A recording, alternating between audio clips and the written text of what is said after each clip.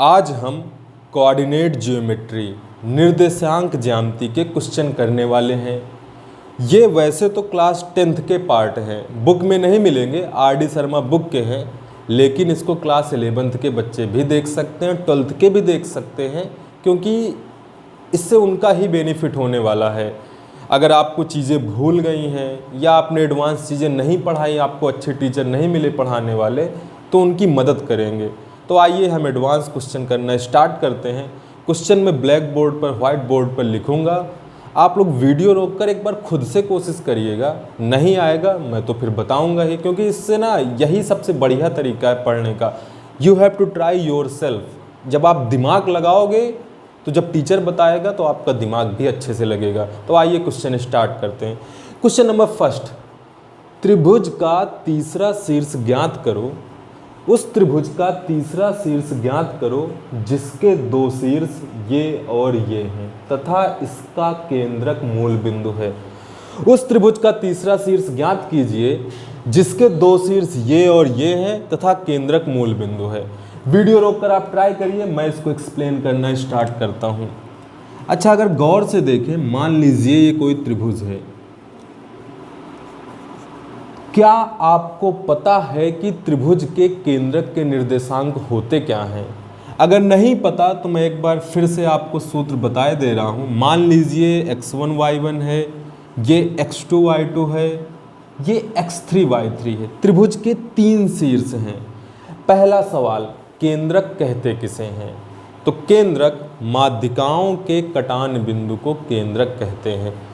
माध्यिकाओं के कटान बिंदु को केंद्रक कहते हैं। जिस बिंदु पर त्रिभुज की तीनों माध्यिकाएं काटती हैं उसको हम केंद्रक कहते हैं। और केंद्रक के निर्देशांक का फॉर्मूला होता है, केंद्रक के निर्देशांक का फॉर्मूला होता है x1 plus x2 plus x3 by 3 y1 plus y2 plus y3 by 3। किसी भी त्रिभुज के केंद्रक के निर्देशांक का ये सूत्र होता है। आइए अब हम करते हैं इस सवाल के बारे में बात। इस सवाल में त्रिभुज के दो शीर्ष दिए गए हैं। मान लीजिए पहला आपका दिया गया है -3,1, दूसरा आपका दिया गया है 0, -2। तीसरा आपको ज्ञात करना है। मैंने तीसरे को क्या मान लिया है? x, y। माना त्रिभुज का तीसरा शीर्ष x, y है। अगर मुझे x और y की वैल्यू मिल जाएगी तो मेरा सवाल सॉल्व हो जाएगा।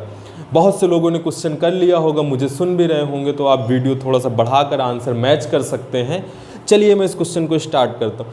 इस क्वेश्चन में और क्या दिया गया है? दो शीर्ष दिए गए, पहला दूसरा, तीसरा हमने मान लिया, तथा केंद्रक मूल बिंदु है। केंद्रक मीन्स जो ये पॉइंट है, अगर इसको मैं G बोल दूं तो सवाल में क्या दिया गया है? 0, 0। मूल बिंदु ओरिजिन 0, 0। मूल बिंदु के कोऑर्डिनेट निर्देशांक होते हैं 0, 0। तो इस सवाल में केंद्रक कितना दिया गया? 0, 0। केंद्रक के निर्देशांक दिए गए 0, 0। x1 plus x2 plus x3 by 3। x1 कितना है? -3। x2 कितना है? 0। x1 y1 x2 y2 x3 y3। x3 कितना है? x upon 3। y1 कितना दिया गया है? 1। y2 कितना दिया गया? y1 plus y2। y3 कितना दिया गया? y बटे में 3। अब इसको सॉल्व करके आपको x और y की वैल्यू निकालनी है। जो भी बच्चे होंगे उन्होंने तुरंत ही सॉल्व कर लिया होगा, या जिन्होंने क्लास 10th अच्छे से पढ़ा होगा। जिन्होंने नहीं पढ़ा वो भी आसानी से समझ जाएंगे। अब देखिए, दोनों पक्ष बराबर हैं। अगर बराबर हैं, देखो इसमें दो हैं, 0, 0, इसमें ये, ये, तो होता क्या है? इसको बोलते भुज, इसको बोलते कोटि, ऑर्डिनेट एंड ऑब्सिसा। तो भुज वाला भुज के बराबर, पहला वाला पहले के बराबर, कोटि कोटि के बराबर। तो हम लिख सकते हैं 0 किसके बराबर होगा? -3 प्लस x बाई 3 के। 0 आपका बराबर होगा माइनस, और ये वाला 0 किसके बराबर होगा? इसके बराबर होगा। 0 बराबर 1 में से 2 सब्ट्रैक्ट करोगे, -1 प्लस y बाई 3। क्या इसको आप सॉल्व कर सकते हो? यस, x की वैल्यू आ जाएगी 3। 3 कैसे? ये ऊपर चला जाएगा, मल्टीप्लाई होगा, 3 इंटू 0 0, ये -3 इधर से उधर जाएगा तो प्लस का 3। जैसे ही आपको सॉल्व करोगे तो y की वैल्यू क्या आ जाएगी? 1। तो आपका आंसर क्या है? त्रिभुज का तीसरा शीर्ष होगा 3,1। x की वैल्यू 3, y की वैल्यू 1। ये आपका सवाल ख़त्म हो चुका है। इसको आप नोट कर लीजिएगा, समझ लीजिएगा। सिर्फ और सिर्फ इस सवाल को करने के लिए आपको एक सूत्र पता होना चाहिए कि त्रिभुज के केंद्रक के निर्देशांक होते क्या हैं, और वो फॉर्मूला मैंने लिखाया है। क्लास 10th में भी आपने पढ़ा होगा, क्लास 11th में भी टीचर बताते हैं, तो मैंने वीडियो में बताया हुआ है सारे फॉर्मूले, जो मैंने फॉर्मूले वाला एक वीडियो बनाया था। और बाकी हम स्टार्ट करते हैं नेक्स्ट क्वेश्चन। इसको आप नोट कर लीजिए, स्क्रीन पर आपके क्वेश्चन लिखा हुआ है, सॉल्यूशन भी लगा हुआ है। Question number 2। क्वेश्चन 2, किसी त्रिभुज के मध्य बिंदु के निर्देशांक, किसी त्रिभुज के, सवाल थोड़ा सा करेक्ट कर लेते हैं, किसी त्रिभुज की भुजाओं के मध्य बिंदुओं के निर्देशांक। अब देखिए, अच्छा सवाल है, it is one of the best question. इसको आप लोग ज़रूर ट्राई करिएगा, क्योंकि दिमाग लगाओ यार, टीचर पढ़ा के निकल जाएगा। एक तो वैसे भी ये पढ़ने का सबसे बेस्ट तरीका नहीं, अच्छा तरीका है अगर आप ध्यान से पढ़ो, टीचर अच्छे से पढ़ा रहा हो।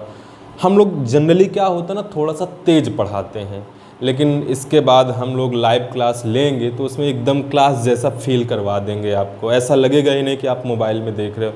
पर आज लाइव क्लास नहीं है, थोड़ा सा स्पीड तेज़ रहती है, पर मैं धीमे से धीमे बताने की आज कोशिश कर रहा हूँ। लाइव क्लास में तो एकदम हम, क्योंकि बच्चे भी बिठा लेते हैं सामने, तो बच्चों जैसा ही पढ़ाते हैं। तो आप मोबाइल से पढ़ो चाहे सामने बैठ के पढ़ो, दोनों बातें सेम लगेंगी, पर इसमें स्पीड तेज़ लग सकती है। मैं अपने हिसाब से धीमा बता रहा हूँ, क्योंकि कोई बच्चा नहीं है ना सामने, हम सिर्फ पढ़ा रहे हैं। तुम्हारी समझ में आ रहा है कि नहीं?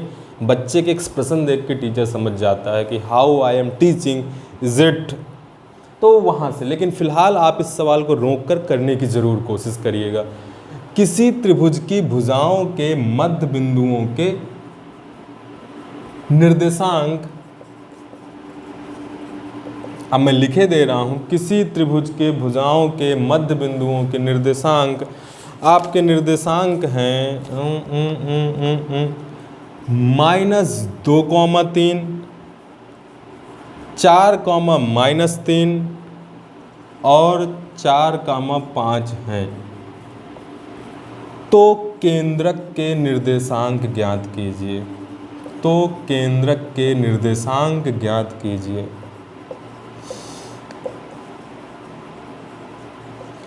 यदि किसी त्रिभुज की भुजाओं के मध्य बिंदुओं के निर्देशांक -2,3, 4,-3 और 4,5 हैं, तो केंद्रक के निर्देशांक ज्ञात कीजिए। आप लोग क्वेश्चन को ट्राई कीजिए, खुद से लगाने की कोशिश कीजिए, और इसका सॉल्यूशन मैं बताने की कोशिश, मैं आपको बता रहा हूँ। आप वीडियो रोक लीजिए, एक बार खुद से ज़रूर ट्राई करिए, और हम स्टार्ट करते हैं हाउ टू सॉल्व दिस। जब भी कभी कोई सवाल हो तो सबसे पहले बगल में एक डायग्राम बना लो। त्रिभुज का सवाल है तो त्रिभुज बना लो। अच्छा, इस सवाल में दिया क्या गया है? मान लीजिए ये ABC 3 भुजाएं हैं, पहली, दूसरी, तीसरी। इस सवाल में दिया गया है भुजाओं के मध्य बिंदुओं के निर्देशांक, मतलब इस भुजा का मध्य बिंदु। मान लेते हैं इसका मध्य बिंदु क्या है? D है। इसके निर्देशांक क्या दिए गए हैं? -2,3। दूसरी भुजा क्या है? BC।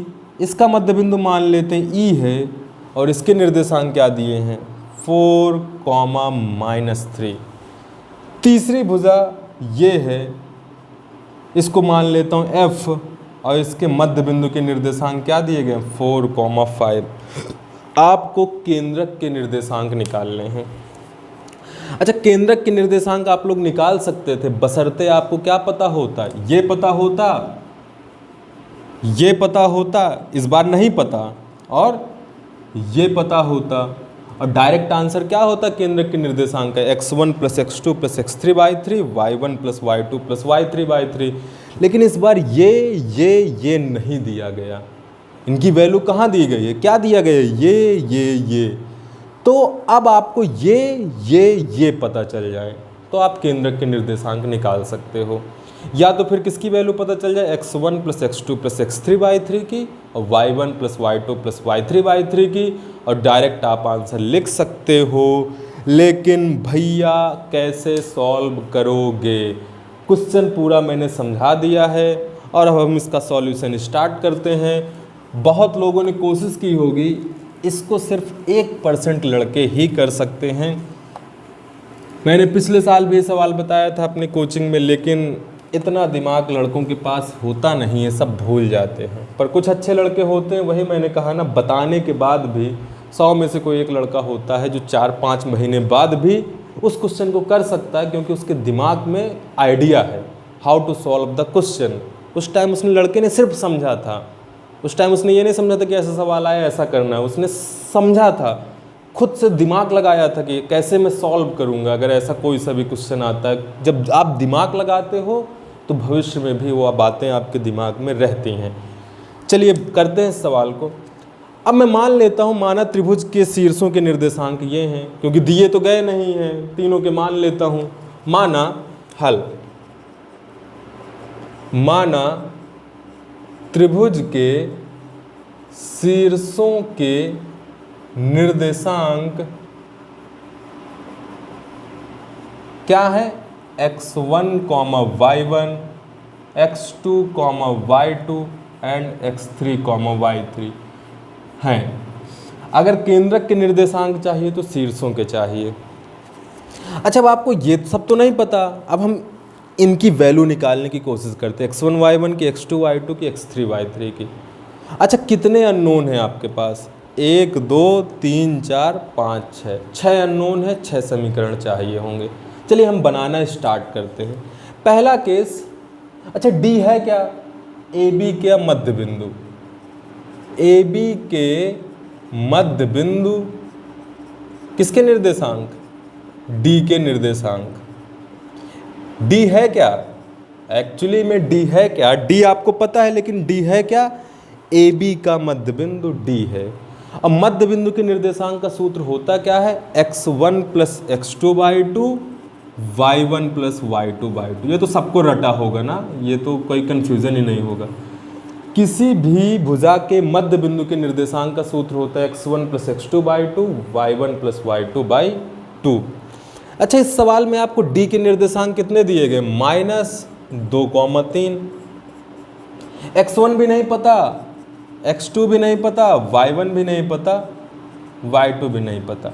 लेकिन आप लोग एक चीज़ जानते हो, आप लोग एक चीज़ जानते हो कि ये दोनों पक्ष यदि बराबर हैं तो पहला वाला किसके बराबर होगा, पहले के, दूसरा वाला किसके बराबर होगा, दूसरे के। तो हम इनको आपस में क्या कर सकते हैं, बराबर कर सकते हैं कि नहीं कर सकते हैं, 100% इनको हम बराबर कर सकते हैं। तो मैं लिख सकता हूँ -2 किसके बराबर होगा, x1 + x2/2, और 3 किसके बराबर होगा, y1 + y2/2। अच्छा, यहाँ से एक चीज़ क्या देखने में आती है, x1 + x2 किसके बराबर आ जाएगा, -4, और y1 + y2 किसके बराबर आ जाएगा, 6। अगर गौर से सोचो तो x1 + x2 किसके बराबर आ जाएगा, किसके बराबर आ जाएगा, x1 + x2, -4, 2 दूना 4, y1 + y2, 3 दूनी 6। इसको समीकरण 1 मान ले, इसको समीकरण 2। मिल गए ना आपको समीकरण। अच्छा, इसी प्रकार दो समीकरणों कैसे मिलेंगे, BC का मध्य बिंदु क्या है, E, और AC का मध्य बिंदु क्या है, F। तो अब मैं थोड़ा तेजी से करूँगा भाई, पहला मिल गया, दूसरा मिल गया, इसी प्रकार ऊपर से आप लोग इसको नोट कर लीजिएगा। अगर यही लाइव क्लास होती तो मैं एकदम खड़ा हो जाता और आप लोग को नोट करने का पूरा टाइम देता, क्योंकि नोट करने से क्या होता है ना, उसी टाइम आप जो चीज़ सुने हो उसको और अच्छे से समझ पाते हो। बस यही फ़र्क है ऑनलाइन क्लास में और लाइव क्लास में, क्योंकि अब हम तुरंत हटा देते हैं, आप लोगों ने सुना, उसको उतारा नहीं, दिमाग से निकल गया।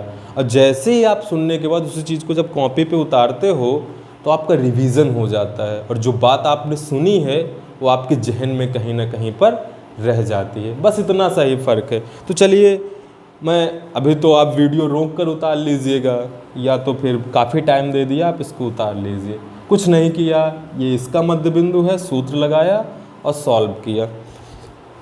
अब आगे हल करें, इसको मैं हटा दूं। अब मैं यहाँ पे लिखता जाता हूँ ना साइड में, क्योंकि मुझे पूरा हटाना पड़ता। पहला समीकरण आपका क्या आ गया, x1 + x2 बराबर -4, समीकरण 1। दूसरा क्या आ गया, y1 + y2 बराबर कितना आ गया, 6। अब पूरा हटा देते हैं। अच्छा, फिर से गौर करें, BC के मध्य बिंदु किसके निर्देशांक, E के। BC के मध्य बिंदु E के निर्देशांक।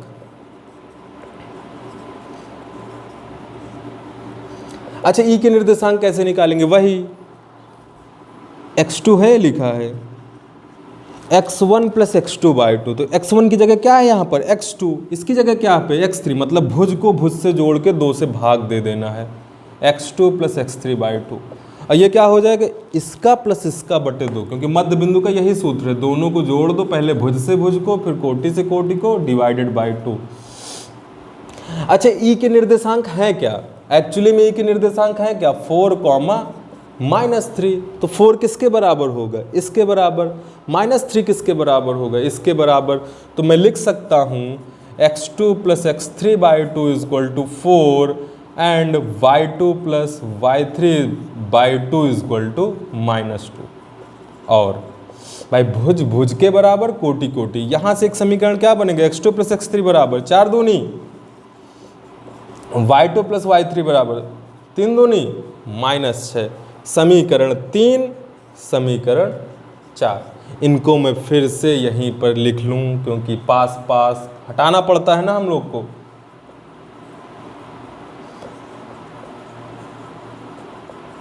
इसको आप नोट कर लीजिएगा। इसी प्रकार एक और चीज़ है, AC का मध्य बिंदु क्या है, F। AC का मध्य बिंदु है F। अब मैं डायरेक्ट लिखूंगा, मैं सॉल्व नहीं करूंगा।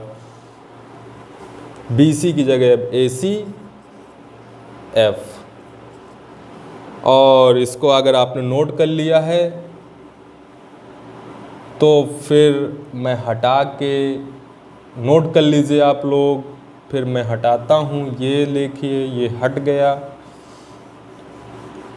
ये समीकरण 1, 2, 3, 4। AC का मध्य बिंदु क्या है, AC का मध्य बिंदु क्या है, F। F के निर्देशांक क्या है, 4, 5। और ये क्या हो जाएगा, x1 + ये x1 + x3/2 और y1 + y3/2। पहला वाला पहले के बराबर करोगे तो क्या आ जाएगा, 4 दूनी 8, समीकरण 5। इसको इसके बराबर, और इसको इसके बराबर करोगे तो क्या आ जाएगा, y1 + y3 बराबर 5 दूनी, समीकरण 6। अब आपके पास 6 समीकरण बन चुके हैं, पहला, दूसरा, तीसरा, चौथा, पांचवा, छठवां। अब जिनके पास दिमाग है, अब जिनके पास दिमाग है वो x1, x2, x3 के मान निकाल सकते हैं। जिनके पास दिमाग है वो y1, y2, y3 के मान निकाल सकते हैं इन 6 समीकरणों को हल करके। अगर आपको सारे मान मिल गए तो केंद्रक के निर्देशांक का फॉर्मूला क्या होता है, केंद्रक के निर्देशांक का फॉर्मूला क्या होता है, x1 + x2, y1 + y2। इसमें रख दोगे, हल कर लोगे, आंसर निकाल लोगे। तो आप लोग घर पे ट्राई करिएगा x1, x2, x3 के मान निकालने के। अब मैं देखो बहुत आसानी से बता दे रहा हूँ। अब ये तो आप लोग का काम है ना कि आप लोग कैसे हल कर पाते हो। आप अभी भी वीडियो रोक के हल करने की निकालने की कोशिश करो, क्योंकि मैथ ना दूसरे सब्जेक्ट से अलग है।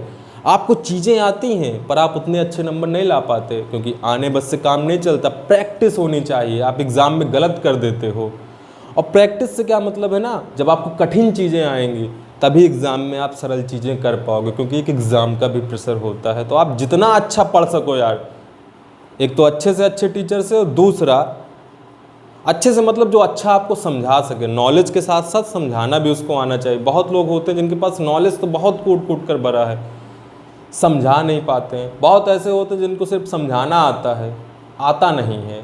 तो ऐसा ढूंढो जिसके पास दोनों काबिलियत हो। ऐसा टीचर होना चाहिए कि both have to both the qualities, knowledge plus having attitude to understanding the students, और बच्चों को भी समझा सके, बच्चों को समझ सके और उन्हें समझा सके। अब मैं देखो बहुत आसानी से कर रहा हूँ। अच्छा, आप एक तरीका है कि सॉल्व करके x1 x2 x3 की वैल्यू निकालो। एक तरीका ये भी तो हो सकता है कि x1 plus x2 plus x3 निकाल लें, अलग अलग ना निकालें। y1 plus y2 plus y3 निकाल लें, अलग अलग ना निकालें। अब माय डियर थोड़ा सा गौर करें, x1 x2 x2 x3 x1 x3, क्या मैं 1 3 5 को ना जोड़ दूं? देखिएगा, आप दूसरे तरीके से भी करके आंसर जरूर निकलेगा, लेकिन बहुत आसानी से करने के लिए मैं लिख रहा हूं समीकरण 1 प्लस 3 प्लस 5, 1 प्लस 3 प्लस 5। अब देखो बाएं पक्ष में x1 कितनी बार है? 2 बार, तो क्या हो जाएगा 2x1 प्लस x2 कितनी जगह पे? यहाँ पर बायां वाला 2x2। x3 कितनी जगह पर? यहाँ पर 1 3 5, पास पास लिख के नहीं, डायरेक्ट समझ लीजिएगा 2x3। दायां वाला दाएं से जुड़ेगा, 4 -4 8, -4 में 8 जोड़ेंगे तो प्लस का 4, और 8 4 12। अच्छा, इसको सॉल्व करें तो कितना कॉमन है? 2 कॉमन ले लोगे तो 2 कहाँ चला जाएगा? अपॉन में, और ये आ गया direct x1 plus x2 plus x3। आपको x1 x2 x3 अलग अलग निकालने की ज़रूरत भी नहीं है, सीधा आपने x1 plus x2 plus x3 निकाल लिया, हल कर लिया। इसी प्रकार अगर y1 plus y2 plus y3 चाहिए तो समीकरण 2 प्लस 4 प्लस 6, जब 2 4 6 को जोड़ोगे तो आपका बन जाएगा 2y1 plus 2y2 plus 2y3, और दाएं साइड में 6 -6 0, और बचेगा क्या यहाँ पर 10। जब आप इसको हल करोगे तो यहाँ पर, और ये कितना आ जाएगा 5। अब आपको निकालना क्या था? केंद्रक के निर्देशांक। अब केंद्रक के निर्देशांक का सूत्र क्या होता है? x1 plus x2 plus x3 by 3, y1 plus y2 plus y3 by 3। इसकी वैल्यू कितनी आई है आपकी? 6 में 3 का भाग दोगे कितना आ जाएगा? 6 में, भाई इसकी जगह क्या रख दोगे? 6 में 3 का 6/3 कितना आ जाएगा? 2। इसकी जगह क्या रख दोगे? 5/3। आपका आंसर क्या है जो केंद्रक होगा? 2,5/3। This is the answer, this is the answer. इसको आप 1 मिनट में कर सकते थे, मुझे समझाने में टाइम लगा क्योंकि मैंने थोड़ा सा लंबा तो नहीं, इससे सरल तो हो भी नहीं सकता था। अच्छा, मैं पूछ देता ये भी पूछ लेता कि इनके शीर्ष भी निकालो। अब देखो ये मिल गया है, x1 x2 की जगह में कितना रख देता? -4, तो x3 कितना आ जाता? 6 4 10। x2 x3 की जगह कितना रख देता? 8, तो x1 कितना आ जाता? -2। इसी प्रकार सब कुछ निकाला जा सकता था, केंद्रक भी निकाला जा सकता, वो तो निकाल ही लिया। शीर्ष पूछता तो भी निकाला जा सकता था। तो माय डियर, इसमें जब भी कभी ऐसा कुछ हो ना कि x1 x2 x3 इस तरह का कुछ पता हो तो तीनों को जोड़ दो, फिर सवाल आसान हो जाता। आप कर सकते थे इसको, इससे घटाते, ये 2 समीकरण फिर हल करते, मान जरूर निकलते। अब ये आप पे डिपेंड है ना, लेकिन एक आसान बनाना हो, जब भी कभी ऐसी कोई चीज़ दिखे तो सबको जोड़ दो, अपने आप आसानी से क्वेश्चन सॉल्व हो जाता है। तो ये रहा इसका सॉल्यूशन। अब बढ़ते हैं, आपने आई होप नोट कर लिया होगा, वीडियो रोक कर नोट कर लीजिएगा। अब बढ़ते हैं नेक्स्ट क्वेश्चन की तरफ। एक मैं सिद्ध कराना जा रहा हूँ, एक क्वेश्चन मैं आप लोग को सिद्ध कराने जा रहा हूँ। इसको हटा दें। क्या किसी को सेक्शन फॉर्मूला पता है? अब सेक्शन फॉर्मूला आप लोग अंग्रेज़ी बहुत कम जानते हैं, पर अंग्रेज़ी जाननी चाहिए, क्योंकि जैसे ही आप 10th में हो, फिर 11th में हो या 12th में हो, 10 11 12 के बच्चे ही ये वीडियो देख रहे होंगे, लेकिन जैसे ही आप अच्छी जगह पे जाते हो, बीटेक पे जाते हो, या फिर कोई डॉक्टरी फील्ड में भी जाता है, या बीएससी में जाते हो, आप अच्छी जगह जाओगे तो जो किताबें मिलेंगी वो अंग्रेज़ी में मिलेंगी, अंग्रेज़ी में मिलेंगी तो अंग्रेज़ी तो पता होनी चाहिए ना, तो हो सके जितनी अंग्रेज़ी पढ़ सको सबकी अंग्रेज़ी ज़रूर पता होनी चाहिए, आगे मदद करता है। नहीं तो फिर आपको यहाँ तो आप अच्छे होते हो, वहाँ जाके वीक हो जाते हो, क्योंकि आपको समझने में ही टाइम लग जाता है। 1 साल आपका ऐसे निकल जाता है और फिर बच्चे वो आगे निकल जाते हैं सीबीएसई बोर्ड के। यूपी बोर्ड से अच्छा सिलेबस कहीं नहीं है, यूपी बोर्ड से अच्छे टीचर कहीं नहीं है, but the different is that the main difference होता है इंग्लिश का। उन लोग को इंग्लिश आती होती है तो उन लोग को कई जगह पे कई सारी समस्याएं नहीं होती हैं जो हम लोग फेस करने लगते हैं, और वो लोग ना खुले विचार के होते हैं। अपने आप को, जैसे मैं कहूँ ना कि आज मैं क्लास में होता, मैं किसी बच्चे से कह दूँ सामने आके बोलो, सब नहीं बोल पाएंगे, 2-4 ही बोल पाएंगे। पर इंग्लिश मीडियम के बच्चों में एक खासियत होती है, सारे के सारे बोल लेते हैं, क्योंकि उनका इसी तरीके से उनको आगे बढ़ाया जाता है। आता हो चाहे ना आता हो, तो कॉन्फिडेंस, तो आप लोग अपने अंदर कॉन्फिडेंस भी लाइए। अच्छा, सेक्शन फॉर्मूला से मतलब है अंतः विभाजित करने वाले बिंदु के निर्देशांक। मान लीजिए ए बी कोई रेखाखंड है, P इसको M1 अनुपात M2 के अनुपात में विभाजित करता है। A है आपका x1 y1, B है आपका x2 y2। सूत्र क्या होता? अंतः विभाजित करने वाले बिंदु के निर्देशांक का। आप लोग को पता ही है, मैं कुछ और बताना चाह रहा हूँ। आपका सूत्र होता है m1x2 plus m2x1 upon m1 plus m2, m1y2 plus m2y1 upon m1 plus m2। मैं एक बार देख लूँ कहीं वीडियो चल भी रहा है कि नहीं। यस। हाँ, कभी कभी ऐसा हो जाता है ना कि पूरा वीडियो शूट कर लिया और वीडियो रिकॉर्डिंग ऑन ही नहीं किया, तो सारी की सारी मेहनत बेकार चली जाती है। तो मैं बस वही चेक करने गया था। अच्छा, आप लोगों ने एक सूत्र पढ़ा है अंतः विभाजित करने वाले बिंदु के निर्देशांक का, m1x2 plus m2x1 upon m1 plus m2, m1y2 plus m2y1 upon m1 plus m2। आप 10 में पढ़े हो, 11 में भी पढ़ोगे, ज़रूरत पड़ेगी, लेकिन कभी भी ये सूत्र सिद्ध नहीं कराया गया। एक बार मैं इंग्लिश मीडियम के बच्चों को भी मैं पढ़ा लेता हूँ, जब भी मुझे मौका मिलता है, मैंने कोचिंग भी पढ़ाई हुई है, तो एक बार उनके पेपर में आया था। अब मैं सबके पेपर देखता हूँ, हम एक टीचर हैं, एक अच्छा टीचर बनने के लिए ना हमको भी बहुत सारी रिसर्च करते रहनी पड़ती है। ये नहीं कि बस जो सिलेबस में है बहुत तो रट के पढ़ा देते हैं, ये नहीं। आप कहीं से क्वेश्चन लाओ, हमें अच्छा लगता है, आएगा 99.99 तो बता ही देते। कभी ऐसा हो जाता है, ऐसा नहीं कि हमें सब आता है, लेकिन वो है ना, हमें अच्छा लगता है कि ऐसा कोई बच्चा तो मिला जो हमें फंसा दिया। फिर हम पढ़ते भी हैं, हम लोग रिसर्च करते रहते हैं कि कैसा सीबीएसई का पेपर आता है, कैसा यूपी बोर्ड का, क्या कमियां हैं। एज ए टीचर हम अपना रिव्यू देते रहते हैं कि बच्चों की ग्रोथ के लिए क्या क्या करना चाहिए, क्योंकि जब हम सोचेंगे तभी आपसे बता पाएंगे। तो ऐसा कुछ है, एक बार ये सीबीएसई बोर्ड के पेपर में आया था। अब पेपर भूल जाएं तो आपको हर चीज़ को, जो भी चीज़ इस दुनिया में है, कोई तो होगा बहाना। यहाँ कोई बच्चा भी पैदा होता है तो ऊपर से नहीं आ जाता, उसका पीछे भी कोई ना कोई रीज़न है। तो मतलब दुनिया में जो भी चीज़ें हो रही, पंखा चल रहा है, मैं बोल रहा हूँ, तो हर चीज़ के पीछे रीज़न है कि मेरे अंदर ये ऐसी मतलब वोकल कॉर्ड है, कुछ लोग नहीं बोल पा रहे हैं, तो ये सूत्र है, तो इसके पीछे का भी कुछ ना कुछ रीज़न होगा। तो आइए हम सिद्ध करते हैं सेक्शन फॉर्मूला या अंतः विभाजित करने वाले बिंदु के निर्देशांक का सूत्र। तो इसका निगमन करते हैं। चलिए फिर। अच्छा, कक्षा 10 के बच्चों को समरूपता नहीं पढ़ी होगी, लेकिन जिन्होंने नहीं पढ़ी तो मैं सिर्फ थोड़ा सा बस बता देता हूँ, हल्का सा, क्योंकि जो इसमें यूज है। समरूपता, जो 10 पास कर गए उनको समरूपता आती है। अलग अलग त्रिभुजों भी होती, बहुत सारे तरीके से होती, जो इसमें यूज होना मैं एक बता दे रहा हूँ।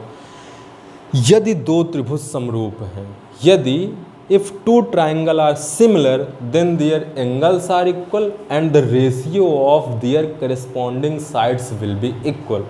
यदि 2 त्रिभुज समरूप हैं तो उनके सभी कोण बराबर होंगे और उनकी भुजाओं का अनुपात भी बराबर होगा। जैसे मान लो ये एक त्रिभुज, ये है ABC, एक है आपका ADE।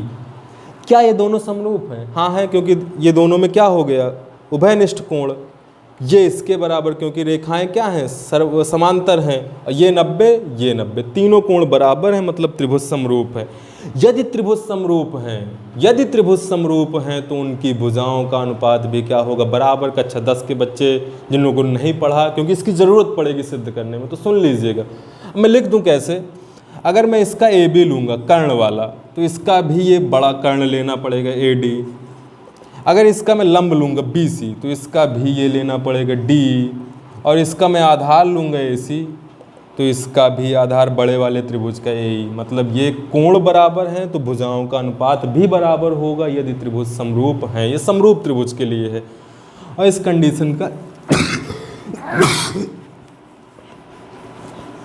और इस कंडीशन की ज़रूरत पड़ेगी ना। तो आइए सवाल स्टार्ट करते हैं। करें क्या, कोई सिद्ध करके दिखा सकता है? दिखा सकता तो बहुत बढ़िया ना, खुद से भी ट्राई करो आप लोग। मैं थोड़ा सा रेस्ट करता हूँ 10 सेकंड का, उसके बाद वीडियो बनाना स्टार्ट करता हूँ। आप लोग खुद से ट्राई करिए, शायद कोई बहादुर हो जो सिद्ध कर सके।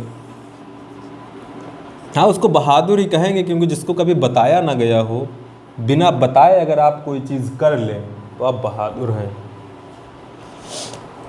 मान लेते हैं एक बिंदु है, एक बिंदु बी है। ए के निर्देशांक हैं आपके x1, y1, बी के आपके निर्देशांक हैं x2, y2। दिख रहा है ना, छोटा लिख गया। बी के हैं आपके x2, y2। इन दोनों को मिला दें तो कोई पॉइंट P है, कोई पॉइंट P है जो इसको किस अनुपात में विभाजित कर रहा है, m1 अनुपात m2 के। कोई पॉइंट P है जो इसको m1 अनुपात m2 के अनुपात में क्या कर रहा है, विभाजित कर रहा है।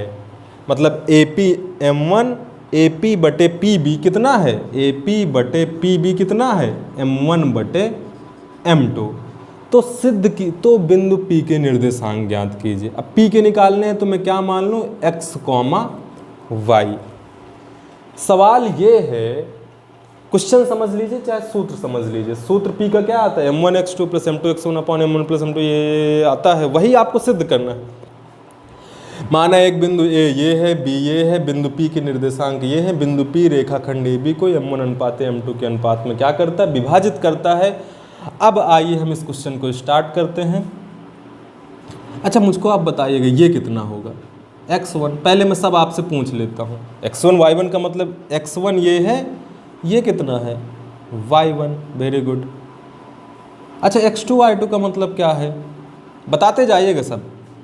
x2 AP बटे PB है आपका m1 बटे m2। सब कुछ लिख दूंगा, सब कुछ एकदम। इस चित्र को देखकर आपको पूरा सवाल आ जाएगा।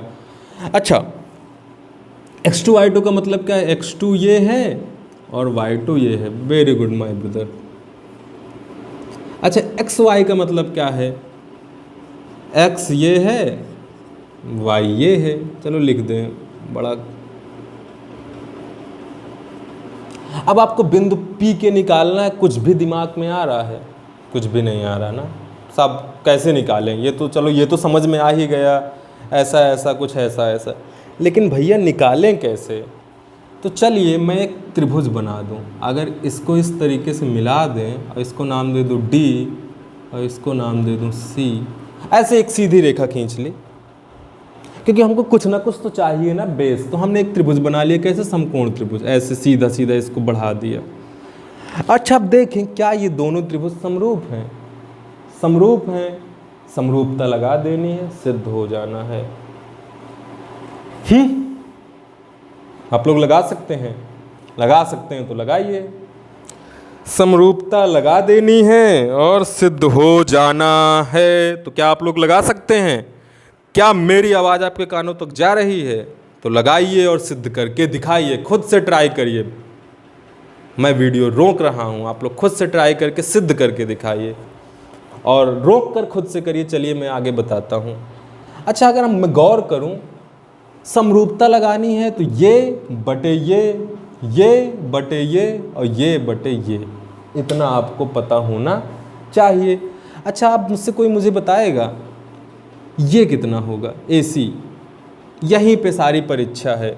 हल थोड़ा सा भाषा आप लिख लेना, माना एक बिंदु ए बी, ये P के निर्देशांक ये हैं, M1 अनुपात M2 के अनुपात में विभाजित करता है। अब आगे देखते हैं AC कितना होगा। माय डियर जल्दी बताइए AC कितना होगा, AC कितना होगा AC। अच्छा AC उतना ही होगा जितना यहाँ होगा उतना ही ये भी होगा। वेरी गुड, सही है ना। AC उतना ही तो होगा जितना यहाँ पर उतना यहाँ पर। ये कितना है, पूरा x है, यहाँ तक x1 है, तो ये कितना बचा x minus x1, x minus x1। अच्छा AC के बाद अब मैं बात करूँ CD कितना होगा। चलिए CD की ज़रूरत नहीं पड़ेगी, AD की पड़ेगी। AD कितना होगा, जिसकी जिसकी ज़रूरत पड़ेगी वही लिख ले, क्योंकि AC बटे AD समरूप त्रिभुज लगाएंगे। अब समरूपता मैंने थोड़ा शुरू में बताई थी। AD कितना होगा, अच्छा पूरा कितना है x2, AD उतना ही होगा जितना यहाँ पूरा x2 है, इसमें से इतना घटा दें, x2 में से क्या घटा दूँ x1, तो AD हो जाएगा आपका x2 माइनस x1। अच्छा PC की भी ज़रूरत पड़ेगी, PC बताओ फिर PC। अच्छा ये पूरा y है, हमको सिर्फ इतना चाहिए, पूरा y है, इतना कितना y1, ये पूरा y है, इतना y1 है, तो y में से कितना घटा दूँ y1, तो ये बच नहीं जाएगा y माइनस y1। आप लोग समझ रहे हैं, बहुत होशियार हो यार आप लोग, सबसे होशियार लड़के हो। और जो होशियार है वही इतनी दूर तक वीडियो भी देख रहा है। 30 मिनट तक कौन वीडियो देखता है यार, 2 मिनट देखा हटाया, क्या बकवास कर रहे हैं सर। सामने से तो पढ़ते नहीं हो आप, ऐसे कैसे पढ़ लो, जो पढ़ ले तो वो तो फिर महारथी ही है ना। मतलब महारथी इन द सेंस वो जीवन में कुछ कर सकता है और उसके अंदर एक पढ़ने की ललक है, यहीं से पता चलता है। और होनी भी चाहिए, क्योंकि जीवन में अगर आप कुछ भी अचीव कर सकते हो तो आपकी पढ़ाई ही दिला सकती है। और कितना भी ख़राब टाइम आ जाए यार, कोरोना है क्या है, तरीके तो हैं ना आपके पास, नेट है, नेट सबसे बढ़िया चीज़ है। अगर आप पढ़ना चाहें तो, नहीं पढ़ना चाहें तो फिर तो आपको कुछ भी हो जाए यार, सब कुछ कम है। अच्छा BD कितना होगा, पूरा कितना है y2, BD चाहिए, इतना कितना है, इधर y1 तो इधर y1, y2 में से y1 घटा दें, y2 माइनस y1। देखिए त्रिभुज ABD समरूप त्रिभुज APC, ये समरूप का चिन्ह है, मतलब ये वाला ट्रायंगल इस वाले ट्रायंगल के सिमिलर होगा। सांप लिटा दो, समरूप का चिन्ह है। यदि समरूप है तो भुजाओं का अनुपात क्या होगा, बराबर। अच्छा इसकी बड़े वाले त्रिभुज की AB लेंगे, AB कर्ण, तो इसकी क्या ले लेंगे AP, बराबर। अगर इसकी AC लूँगा, और सॉरी पहले बड़ा वाला ले रहे हैं, अगर इसकी AD लूँगा तो इसकी AC, AD बड़ा, इसका आधार तो इसका आधार, इसका लंब लेंगे बड़े वाले का BD, तो इसका भी लंब लेंगे PC। अब तीनों में से एक बार, भाई अब तीनों को एक साथ तो हल नहीं कर सकते हैं, इसको मैं इसके बराबर करा दूं और एक बार इसको मैं इसके बराबर करा दूं और सबकी वैल्यू रख दूं, तो जो सिद्ध करना है वो सिद्ध हो जाएगा। वही आपका अंतः विभाजित करने वाले निर्देशांक का सूत्र का निगमन होगा। तो इस सवाल को मैं एक किए दे रहा हूँ, मतलब x और y की वैल्यू निकालनी, x की वैल्यू निकाल दे रहा हूँ, y की आप घर में खुद से निकालिएगा। पूरा का पूरा निगमन हो गया है, बहुत ही इम्पॉर्टेंट है। और अगर आप इसको कर पा रहे हैं एक बार देखने के बाद, तो भी आप बहुत बढ़िया लड़के हैं, मतलब एक बार देखने के बाद खुद से पूरा कर पा रहे हैं। अच्छा मैं इसको हटा देता हूँ अब, क्योंकि इन सब से मुझे वैल्यू देखनी पड़ेगी और सॉल्व करने में मुझे मदद लेनी पड़ेगी। तो मैं इसको, इस डायग्राम को हटा दूँ। यहाँ पे थोड़ा सा कुछ नीचे लिखा था AP बटे PB बराबर क्या था, M1 बटे M2, क्योंकि ये लिखना पड़ेगा। अच्छा अब देखें मैं इसको हल कर लूँ, तो AB बटे AP बराबर, इधर इसको सिर्फ इसको आप घर पे करेंगे, AD बटे AC। अच्छा देखिए AD की जगह आप क्या लिख सकते हो, x2 माइनस x1। AC की जगह क्या लिख सकते हो, x माइनस x1। अच्छा आपको AP बटे PB पता है, लेकिन AP तो है पी बी नहीं है। अच्छा फिर से एक बार चित्र पे देखें तो ये ए था, ये बी था, ये पी था, पी कहीं पे था ना M1 अनुपात M2, यही तो डायग्राम था। आपको पता ए पी बटे पी बी, ना कि ए बी बटे ए पी। अच्छा ए बी तो पता नहीं है, लेकिन ए बी की जगह मैं क्या लिख सकता हूँ, ए बी की जगह भैया क्या लिख सकता हूँ, A P plus P B. 100% लिख सकता हूँ कि नहीं, ए बी की जगह इतना प्लस इतना अपॉन इतना। भाई ए बी की जगह इतना प्लस इतना। अच्छा पूरे के अपॉन लगा है तो अलग अलग बटे लगा दें, अलग अलग बटे लगा दूंगा और सवाल सॉल्व हो जाएगा। ए पी से ए पी। अच्छा आपको क्या पता था, ए पी बटे पी बी कितना पता था, M1 बटे M2, यही तो M1 अनुपात M2 था। तो पी बी बटे ए पी कितना हो जाएगा, अगर इतना बटे इतना ये है तो इसका उल्टा क्या हो जाएगा, M2 बटे M1 बराबर x2 minus x1 x minus x1। ये आगे की लाइनें सॉल्व हो चुकी हैं। अब मैं इस एक को इधर ले जाऊं, सॉल्व कर लूं और x की वैल्यू निकाल लूं। एक फॉर्मूले का एक पार्ट आपका सिद्ध हो जाएगा। दूसरा सिद्ध करने के लिए आप इसको इसके बराबर कर लेंगे तो y की वैल्यू मिल जाएगी। और फाइनली आप देखोगे कि जो सूत्र होता है वही सूत्र आपको मिल जाएगा। तो इसको मैं सॉल्व किए दे रहा हूँ पूरा, इधर हटा दें, उधर आप नोट करते रहिएगा, इधर मैं हटा के। अच्छा देखिएगा M2 बाई M1, ये 1 इधर से उधर जाएगा तो किस में जाएगा माय डियर, ये 1 इधर से उधर जाएगा तो किस में जाएगा, माइनस में M2 बाई M1। सॉल्यूशन आना चाहिए। एलसीएम कैसे लेंगे, 1 लगा दें, इसका और इसका एलसीएम क्या होगा, x माइनस x1, इससे ये कैंसल, ऊपर क्या बचेगा, 1 में डिवाइड करेंगे ये आ जाएगा, इसका मल्टीप्लाई करेंगे तो x माइनस x1, लेकिन पीछे से माइनस है तो ये माइनस x और माइनस माइनस प्लस, कुछ कैंसिल हो रहा है, इससे ये कैंसिल, माइनस का x1 प्लस का x1, आपका बचा क्या है M2 by M1 x2 minus x minus x1। अब इसके आगे कैसे सॉल्व करेंगे, इसके आगे कैसे सॉल्व करेंगे, तो इसका इसमें मल्टीप्लाई क्रॉस, इसका इससे होगा तो क्या हो जाएगा M2x, इसका इससे हो जाएगा तो क्या हो जाएगा M2x1, इसका इससे होगा तो क्या हो जाएगा M1x2, इसका इससे होगा तो क्या हो जाएगा M1x। हमको अल्टीमेटली x की वैल्यू है फाइंड करनी है। अब क्या करें, जिसमें जिसमें x है उसको एक साइड और बाकी बचे वालों को एक साइड। अगर मैं इधर ले जाऊंगा तो ये माइनस से क्या हो जाएगा प्लस M1x प्लस M2x, और इधर क्या था M1x2, ये माइनस इधर से इधर आएगा तो क्या हो जाएगा प्लस M2x1। भाई ये इधर से इधर माइनस से प्लस और ये इधर माइनस से प्लस, और अब मैं इधर का हटा दूं, आप लोग पहले इधर लगा फिर इधर लगा, समझ सकते हैं अगर आप क्रम से देख रहे हैं। दोनों में क्या कॉमन है x, ब्रैकेट में क्या आ जाएगा M1 plus M2, right hand side पे क्या है M1x2 प्लस M2x1। x की वैल्यू निकालें तो क्या आ जाएगा,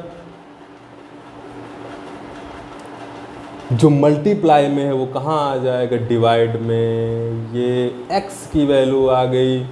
इसी प्रकार सेम सॉल्यूशन है, सेम, जहाँ जहाँ पे x1 है वहाँ y1 हो जाएगा, जहाँ पर x2 वहाँ y2, और y की वैल्यू आपकी आएगी M1y2 plus M2y1 upon M1 plus M2।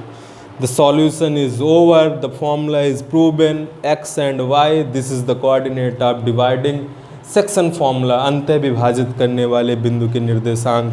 तो निर्देशांक क्या आ गए x, y, और x है आपका M1x2 plus M2x1 upon M1 plus M2, और y है आपका M1y2 plus M2y1 upon M1 plus M2। Question prove हो चुका है। अब बात करते हैं, पढ़ते हैं, इसको आप नोट कर लीजिए।